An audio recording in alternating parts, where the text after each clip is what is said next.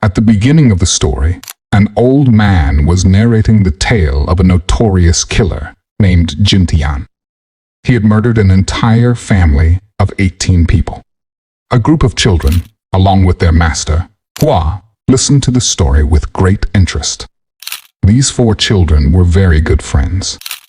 Later, while playing, they started talking about the infamous killer Jintian. One of the boys, Ko, said that if he ever encountered Jintian, he would defeat him with his kung fu style called Bai Ji. Hearing this, everyone laughed because Ko had only read about this kung fu style, but he didn't actually know how to fight using it. Angry, Ko went to practice. That night, he went to his friend Bong's house to celebrate his father's birthday. But on arrival, they were met with a horrifying scene. The entire family had been murdered. The 2 friends searched for Bong, but couldn't find him anywhere. Ko noticed a black needle in Bong's father's neck, and the area around it had turned blue. Ko then went to his 4th master, Lee, and showed him the needle. After examining it closely, Lee said that it was the signature weapon of the infamous killer Jintian, a needle so deadly that it could kill anyone within 15 minutes. Ko asked Lee if he had ever faced Jintian in real life. Lee replied that no one who had ever seen Jintian had survived. The next morning, Master Hua also received the news of Bong's family's massacre. The police had posted notices all over the city, offering a huge reward to anyone who could provide information about Jintian. Everyone learned that Jintian had killed the entire family and stolen a valuable item. Ko decided to seek revenge. That night, suddenly, Ko and Master Lee were attacked by unknown assailants, but they fought back fiercely and drove them away. The attackers fled to their leader and reported their failure to kill Ko. The leader had a deep scar on his face and angrily yelled at them. Meanwhile, Lai told Ko that he couldn't train him any further. Knowing that Ko wanted to learn the Beiji Kung Fu style, Li advised him to seek out a master named Sven, who was the greatest teacher of Beiji Kung Fu, but he didn't accept new students. The next day, Chaos set off for Sven's school. When he arrived, he pleaded with Sven to teach him, but Sven paid no attention to him and said that he didn't teach new students. However, Ko was so determined to learn the Beiji Kung Fu style that he stood outside the school for the next 2 days. Impressed by his dedication, Sven finally told Ko to follow him. He took him to a secret place and made him do ordinary chores to test his honesty. The next day, Sven began teaching Ko the basics of Beiji Kung Fu. He had Ko hold heavy stones and move heavy objects. Throughout the entire training, Ko didn't even break a sweat. After nearly 6 months of rigorous training, Sven told Ko to return to his city because news had come that something had happened to Master Lai. Without wasting any time, Ko returned to the city, only to find that Master Li was dead. Worse, people believed that Ko was responsible for Lai's death since Li had sent him away from the school. Rumors spread throughout the city that Ko was in league with the infamous killer Jintian. Frightened, Ko fled the city and returned to his old academy, where he found the same black needle that had been found at Bong's house. Now he was certain that Jintian had killed Lai. While wandering, Ko came across a girl who took him to her house, where her brother Chen was lying drunk. Ko learned that his old friend Chen had become addicted to drugs, and this had plunged their family into debt, forcing them to mortgage their home. His father couldn't bear this shame, and had passed away a few days earlier. Ko comforted Chen, and then the 2 of them went to Li's grave, where Ko vowed to avenge his death. Afterward, he returned to his master Sven and resumed his training, honing his skills in the Beiji Kung Fu style. One day, Sven suddenly left, leaving behind a book and a letter. The letter stated that Ko had been fully trained in the Beiji Kung Fu style, but now it was up to him to master it through practice. Determined to seek revenge, Ko began searching for Jintian. When he returned to the city, he saw some thugs abducting Chen intending to kill him. In fact, Chen had still not repaid the money. At that moment, Ko intervened and fought off the thugs, but he couldn't save Chen. When he entered the house, he found Chen lying on the floor. Suddenly, the thugs attacked him from behind, but Ko defeated them using his new kung fu style and demanded to meet their leader.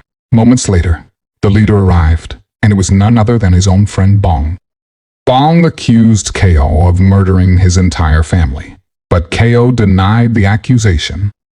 Bong claimed that he had seen the Beiji Kung Fu style book in the hands of the killer. He also blamed Ko for Lai's death.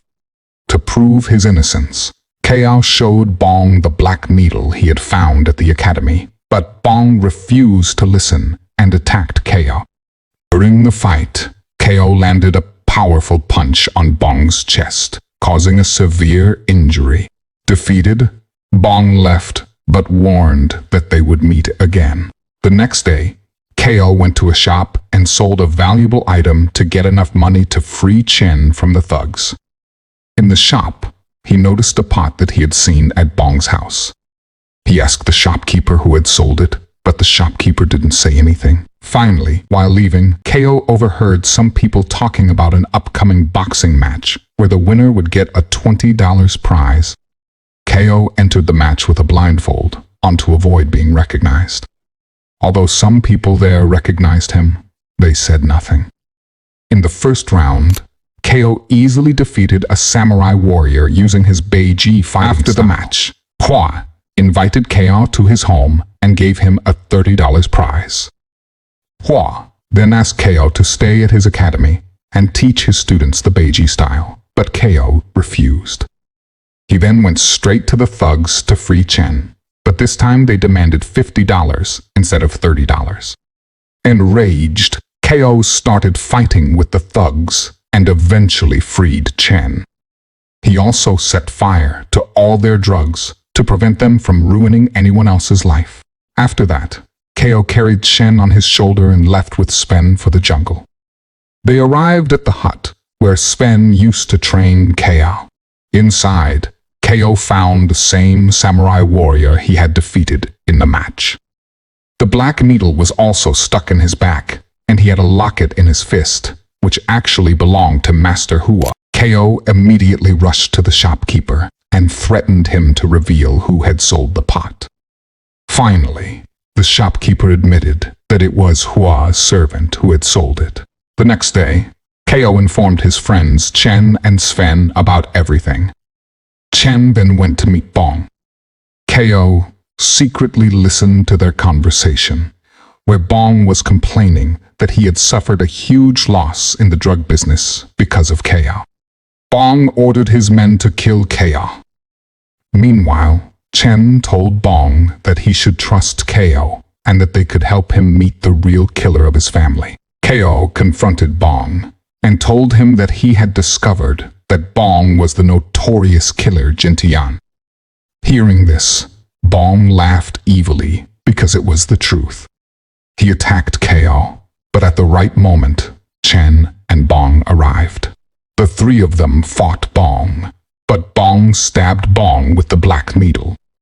Scared, Chen and Ko carried Bong on their shoulders to the hospital, but it was too late. The poison from the needle had already taken effect.